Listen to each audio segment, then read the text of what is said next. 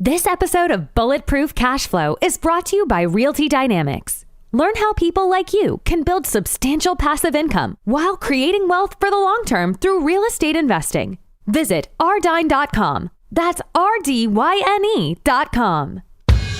Out of state, what we're trying to do is preserve equity and grow equity in real estate.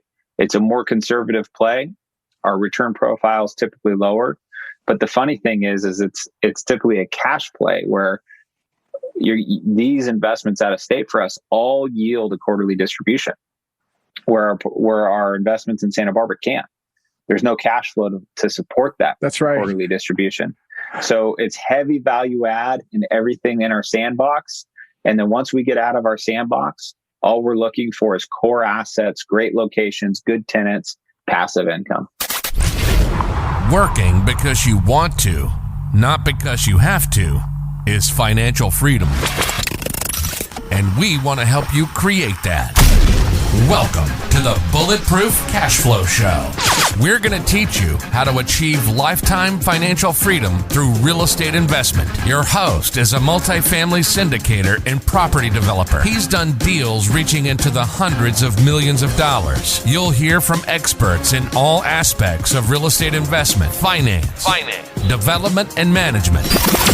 Everything you need is right here. This is the Bulletproof Cash Flow Show. And this is your host, Augustino Pintus. Hi, everyone. It's Augustino.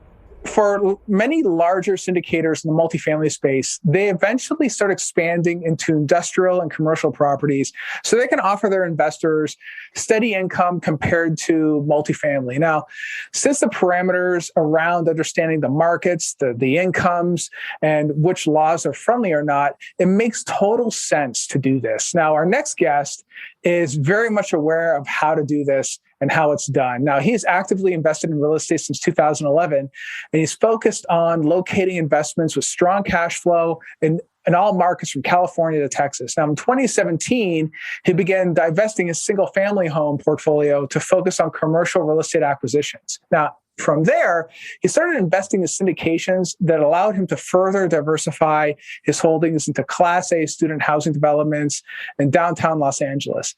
Now, since then, he joined Driven Capital Partners, where he focuses on asset management and investor relations. Now, at DCP, he manages a portfolio of assets and keeps the assets running to the business plan that was built upon when they acquired the asset. Now, with all that, I'd like to welcome Dan Kennedy to the show. Dan, buddy, thanks for coming on, man.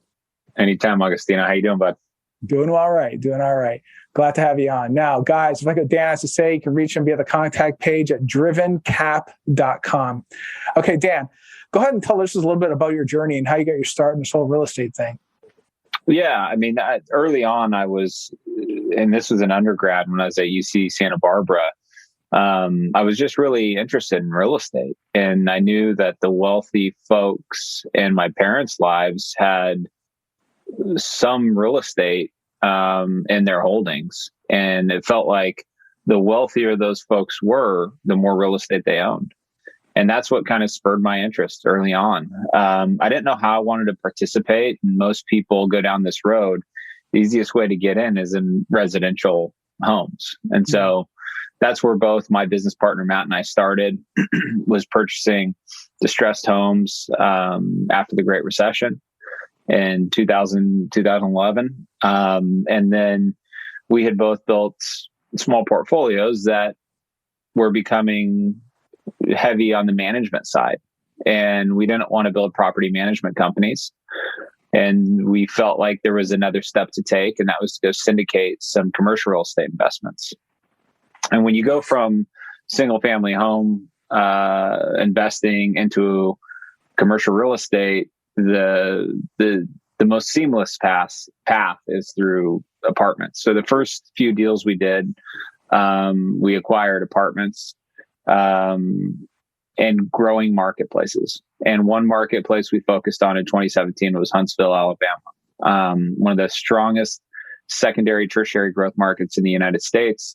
Amazing local economy that's diversifying, great population growth because of it. Huge undersupplied housing market. So we were we hit the timing lottery there.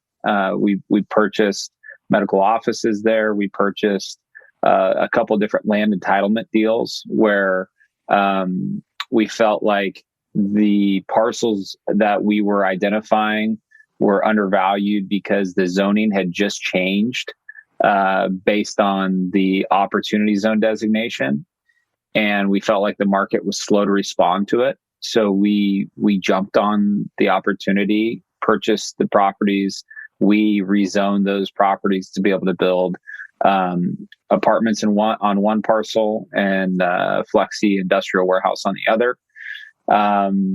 And so we've always been what we call opportunistic investors. We don't. There's plenty of syndication shops out there that are specialists, like you know your market like the back of your hand. You're going to generate deal flow there that I can't compete with. So we take that approach in the market that we live and operate in. That's in Santa Barbara. But Santa Barbara is in California. You'll see apartments trade, 2.79, 3.25 caps. Yeah. So where's the cash flow? You have to be very low leverage on those assets. You have to believe in the growth of the marketplace from a rent perspective. And this is a place where you can make crazy returns if you get it right, but you can also get hurt if you get it wrong because it's harder to fall back on cash flow. So we think about what we're purchasing, Matt and I, as this is Dan Kennedy and Matt Seamus's family office, Driven Capital Partners. What we're purchasing is we're building a commercial real estate portfolio for our families. Now, we are getting to the point where we can't personally buy every deal we like. And we can't go and buy a $20 million deal without going and selling something else. So what we do now is we let our friends and family, and we're getting to the point where now it's probably one removed of that, come in and invest alongside us. But we're typically the biggest investor in every deal. And so as we evolved through the Huntsville marketplace and we saw the growth and we saw apartments go from 7 caps down to 4 caps, we've challenged ourselves to think about what wave are we trying to ride? And COVID's definitely made us think differently about our investment thesis.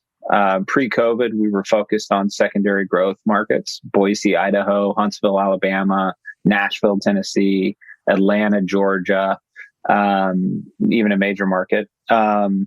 And we started focusing on Phoenix. We were focusing on Raleigh. This was all pre-COVID, and we caught up a little bit and talked about, the impact of COVID. And our deal flow, our pipeline was abundant. COVID happened, the world shut down, and we walked away from, I think, 6 out of 7 deals, all of which would have been great investments today, but we just didn't know what was going to happen. We were so conservative on our approach at that point, but it also made us think about the world a little bit differently. And COVID's expedited some businesses and it's hurt others, right? And, in real estate, you think about, hospitality's been hurt, true office space has been hurt. Those are asset classes that have had a negative impact from COVID because of what COVID's done to the businesses that occupy those spaces. Well, what we're interested in is what businesses have seen expedited growth because of COVID, and what asset classes do we think are going to thrive over the next 15 years because of the way the world is changing. And that led us back to, yes, one, apartments. And then the other asset class that we're really bullish on is industrial warehouses. And that gets into triple net leases. And it's an important thing to distinguish when we're investing in real estate is, who's the tenant? In an apartment, you have a lot of variables because your tenants pay for no expenses, some pay for some expenses, but they're never paying for all the expenses.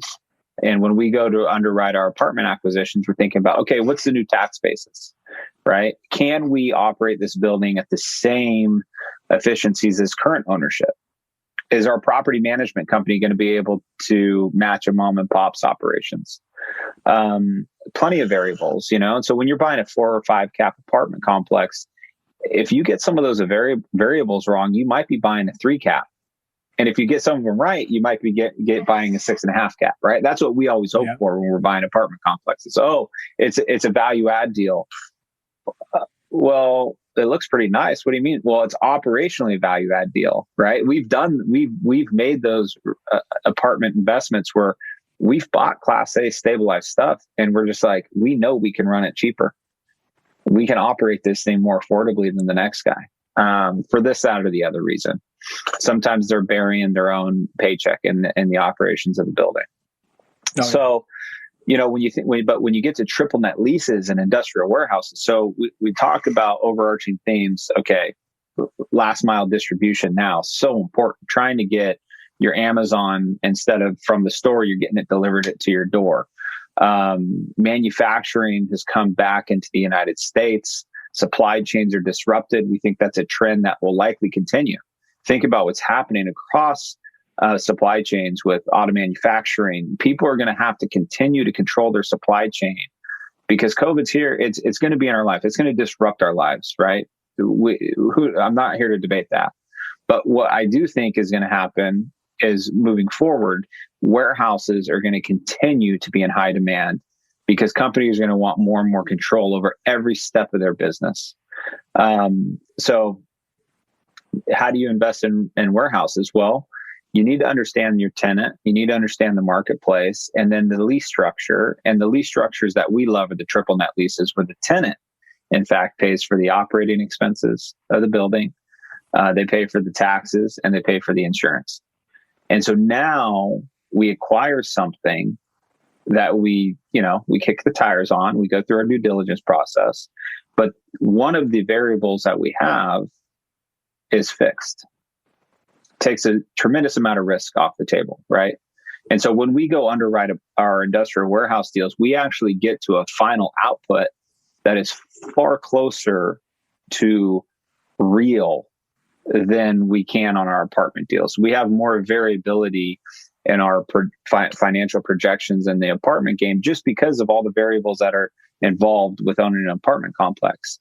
So we'll buy triple net lease industrial warehouses where it may take 5 or 6 years for the business plan to transpire. You have organic lease, you have leases for 5 years. Each year they increase 1% to 3% year over year. So naturally your cash flows are increasing during your hold period. You're also paying down the principal of the loan. And then you're also receiving some distribution from the property because you're buying, in some cases, a 6, 7, or an 8 cap, depending on the asset and the risk of the tenant profile. So we look at it as, in Santa Barbara, California, where we live, we are highly operational. We want to get our hands dirty. We want to build. We want to adaptive reuse projects, change the actual use of a building. But it's because we're here and we can touch it and we can go and put that business plan to work. And I can go drive by 6 of my properties today in 35 minutes. Check it, make sure the contractor's doing what we're paying them to do, right? Right. I mean, right. This money will walk out the door if you're not on top of it. That's right. Now, out of state, because our reach is only so far, these triple net lease investments, we can go participate in Minneapolis. We can participate in St. Louis, Milwaukee. We can participate in markets that fundamentally are very sound, very stable. They don't rise to the moon when the economy is good, but they also don't crash to the bottom of the sea when things start to waver. They're very stable marketplaces, and they have stable cash flows. And if what we're optimizing for is in town, in Santa Barbara, we're trying to force appreciation. Out of state, what we're trying to do is preserve equity and grow equity in real estate. It's a more conservative play. Our return profile is typically lower. But the funny thing is it's typically a cash play where, these investments out of state for us all yield a quarterly distribution, where our investments in Santa Barbara can't. There's no cash flow to support that. That's right. Quarterly distribution. So it's heavy value add in everything in our sandbox. And then once we get out of our sandbox, all we're looking for is core assets, great locations, good tenants, passive income. Yep. And I love it. I mean, that's the same reason why we do the net lease business too. And we're doing it on a monthly basis is what we're doing it, because it is so stable. So consistent. But we've had a few investors that said, well, I want the returns like multifamily. It's like, well, hold on a second. If the returns, I'm not going to say they're the same, but if you know that in a third every month, you're going to get a paycheck or a check that's going to hit your ACH account, that's worth something, Yeah. So, but something you said. Yeah. So to touch on that, because I've had the same conversation with our investors, what we always want to talk about is the risk-adjusted return. The risk-adjusted return is right. I'm going to present you a deal. It's a Class A multi-tenant industrial deal in St. Louis. All of the leases are 20% below market. Beautiful building, 300,000 eyes at like a week drive by this thing. So excellent exposure. And the leases are all under market. And we're saying, okay, well, when their lease turns up, they're going to look around. They're not going to be able to find a place to go and move into. That puts us as an owner in a great position. And what we don't want to be the guys that are like, oh, $2 a foot, it's market. No, we want your business to thrive, but we got to make our money too.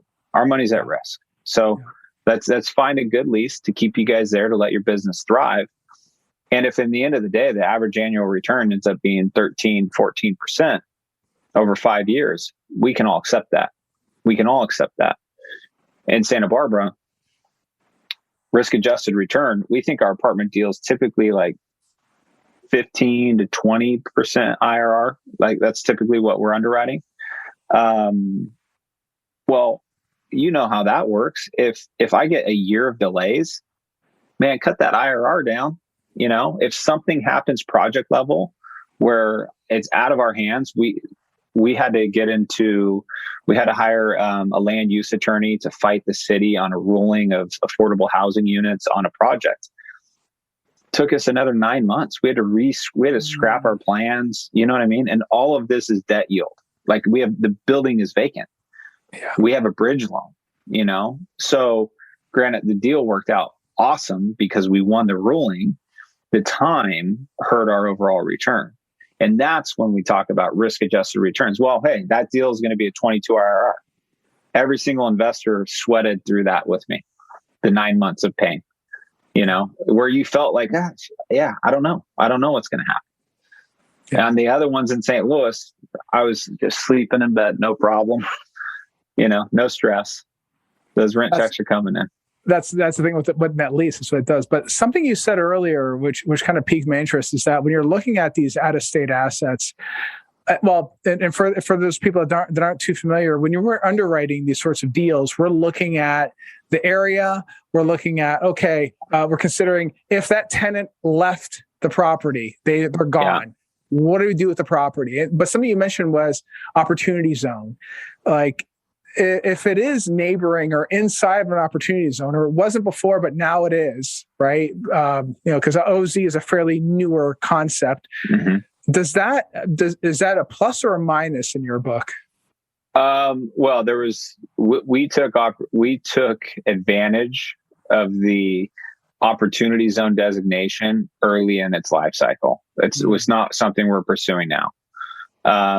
But the designation, it was supposed to be a tax incentive to go and develop. And what we looked for was over 8,000 areas throughout the United States were designated opportunity zones by their state legislature. And if you develop in those states, you'd get some preferential tax treatment. Yeah. So you get to defer your taxes. And then if it went well, whatever you made on it, if you stayed invested in it for 10 years, would be tax-free. So huge incentive. But we were like, well, we don't 12 years from now feels like forever. Let's go entitle land, make some money on it, and get out of the way, and let the developers go develop. We're gonna be the guys that just tee it up and get out of the way. Tee it up and get out of the way. So it was just that this is a big part of what we do is we monitor what the states are doing. We monitor what the local municipalities are doing. And today in California, there's such a housing crisis that the state is actually driving policy for housing, and the local municipalities are the ones dragging their feet. So we always go through the state to develop, where we still have to get approved through the city, but we tie their hands a little bit. Interesting. Yeah. This is only California, though, right? I mean, other states maybe in New York. Right. Maybe New York. But so that's another way to think about it. And this is how we think about it is if we can be the guys that develop in a place like Santa Barbara, where it's so difficult to develop, and we can figure out how to save time. Well, you save time, you're going to save some money. That's our objective. We want to be really good at operating ground up developments here in Santa Barbara. All right. Well, kudos to you for doing it in California, man, because not easy. I would never want to do that. I got a buddy of mine that does the same thing. He actually focuses on developing affordable housing, if there is such a thing, in California. And he's crushing it there. It's I think it's like third or fourth generation. Like there's affordable housing is a huge crisis here. Huge crisis. Yeah. I don't know how he does it. So you can share this with your folks if you want. I'm going to throw in the chat a link to an adaptive reuse project we had in Santa Barbara, where we bought an office building, we turned it into apartments, and there's plenty of brain damage that went into this deal, but it turned out beautifully. And when you drive through the parking lot, it's Teslas and Lexus and Mercedes, and it's a high quality tenant. And that's personal. That's part of our strategy is we want to have housing for a really good tenant base. And we think over the long period of time, we're going to have less operational issues because of that. It's just a strategy. It doesn't mean it's perfect. But this deal, is the epitome of creating value out of nothing. And principles don't change, whether you're buying triple net lease deals or you're buying apartments, you're buying office. What are the key principles? Well, we want to be on the very low end of price per square foot when we buy. We want to look around and say, hey man, we're just getting a great deal. Like over the last 3 years, I haven't seen an office deal trade for $376 a square foot in Santa Barbara. That's what this is. And then over the last 3 years, every single apartment deal is trading for at least like $570 a square foot. So just do the math. That's your delta. If you can go make this happen, you're going to be in the green, So we still always look at how affordable we're buying something in comparison to everything that's trading, and then how realistic it is we can get to our sale price, which is always a price per square foot. We can always back in, like, does this number sound crazy? We bought an office industrial deal in Minneapolis for $99 a square foot. And the market, there's a building down the street that's older, but it's leased. It's well operated, right? Well operated. And it's selling for $144 a square foot. And it's not in a better location. It's not a newer building. It's just well managed. So that's your operational value add investment opportunity. Now, how'd you find that data? How'd you know what the other deals currently trading for or selling for? Beg, steal, and borrow from all the brokers in town. Okay. Yeah. So we typically have we have a broker that works. He's not a part of Driven Capital Partners, but I would say he's a part of our team. And in each market we invest in, we also have a representing broker. And they're typically investment sales brokers. But we want them to represent us, And So it's not uncommon for us to have 3 brokers on a deal where 2 of them are representing us and 1 of them is representing the seller. And we just say, hey guys, we're going to bring you a lot of business, and that's not be none of us are trying to be greedy here. We're just trying to make sound investment decisions. And if we do that, then you guys are gonna have plenty to eat. Yeah.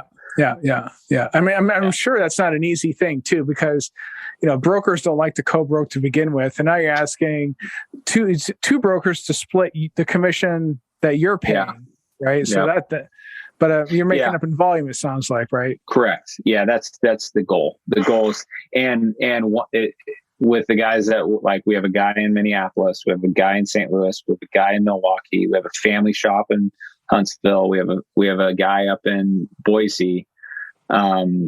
It's functioning. Yeah. And deals help expedite that relationship. Go close a couple deals together with a broker, and if you guys like working together, then the floodgates start to open.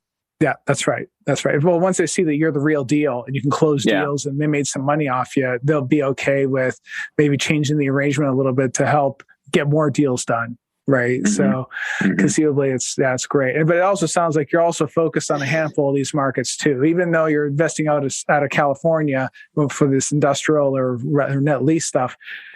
These are markets that you selected. So that's how you kind of have eyes local, right? We candidly, we're feeling the Midwest industrial market move under our feet a little bit, and pricing's crunching from deal to deal. I mean, we closed the 8 cap class. I'll call it Class C industrial warehouse. It's a 1970s built metal building, but it's a distribution hub.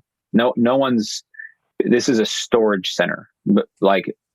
Bring in supplies, organize them, get them out. But it's in a great location. There's an 8.3 cap, and that was earlier this year. And now we have a Class A multi-tenant industrial center in St. Louis, inferior location, much nicer asset, 6 cap. Wow. Yeah, 220 basis, 220 bips. Yeah. That's a big spread. And part of it's because of the asset class, right? Like the better asset class, you should have lower cap rates. And it typically, that's the opposite is happening in apartments right now, which is crazy.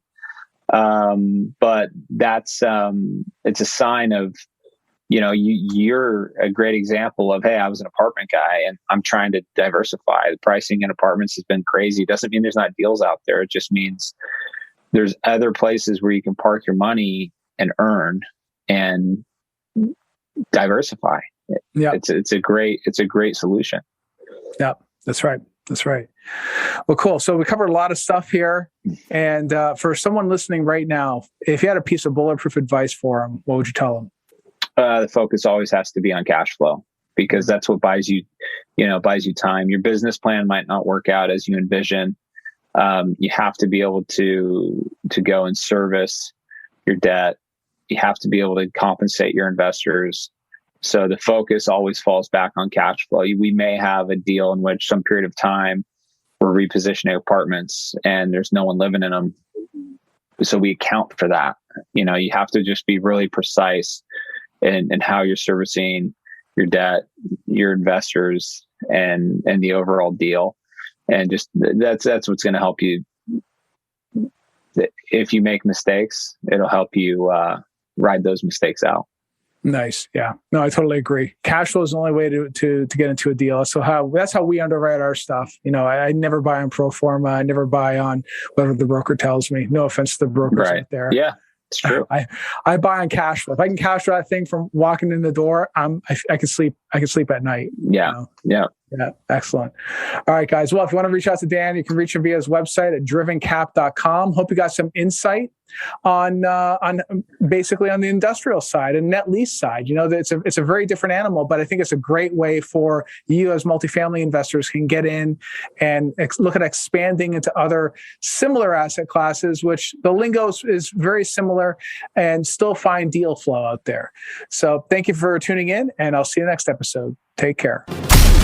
You've been listening to the Bulletproof Cash Flow. We hope you've enjoyed the show. We know we had fun. Make sure to visit our Apple Podcast page and leave us a 5-star review. Some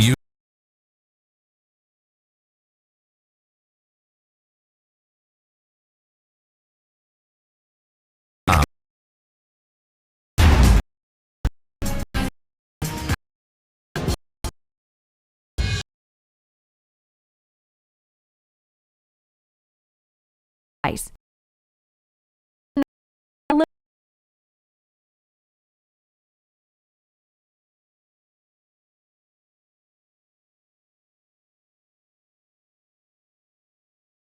Real estate is professional.